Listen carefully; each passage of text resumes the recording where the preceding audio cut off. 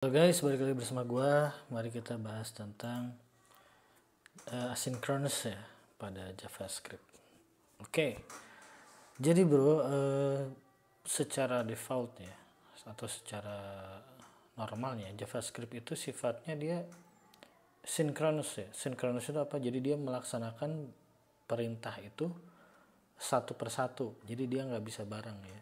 Jadi misalnya kita bikin kode pertama, dia jalanin dulu, ketika selesai baru beralih ke kode yang kedua, kalau selesai baru ketiga, keempat, dan seterusnya ya. Jadi sifatnya JavaScript itu pada dasarnya dia single threaded, itu disebutnya single threaded ya, synchronous. Jadi step by step gitu kan. Oke. Jadi hanya ada satu aja ya. Jadi single sequential flow of control. And JavaScript is a synchronous language with asynchronous capabilities.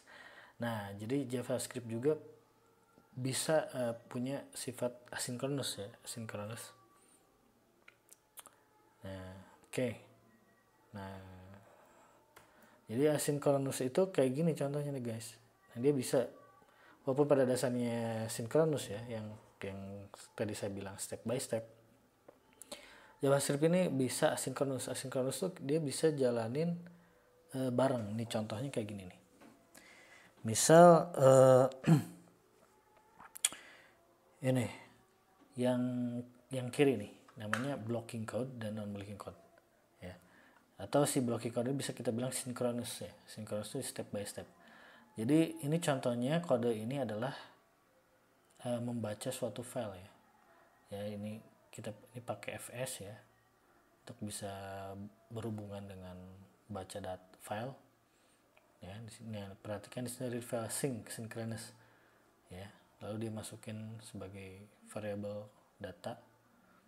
Nah, jadi ini tidak akan yang ini tidak akan dilaksanakan sebelum ini beres pembacaan datanya gitu. Jadi dibaca data dulu, setelah beres baru dia lanjut ke sini ya.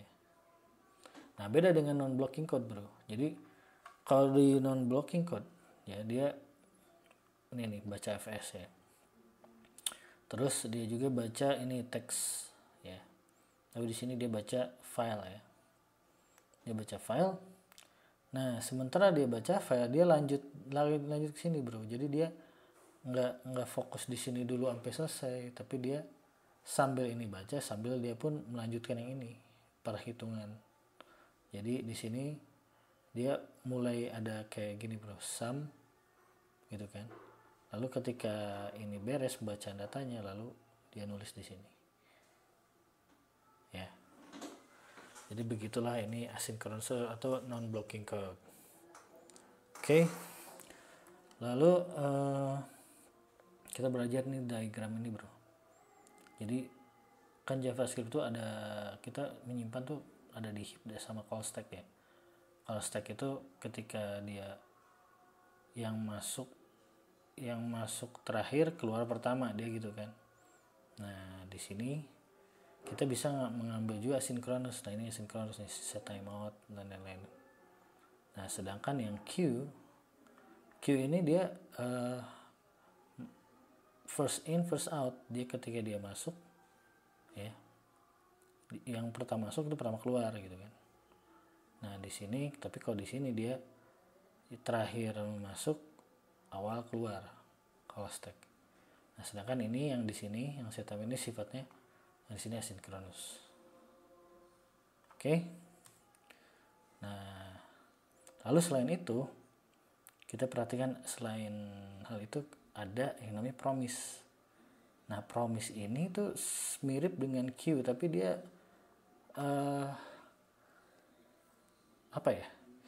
prioritinya lebih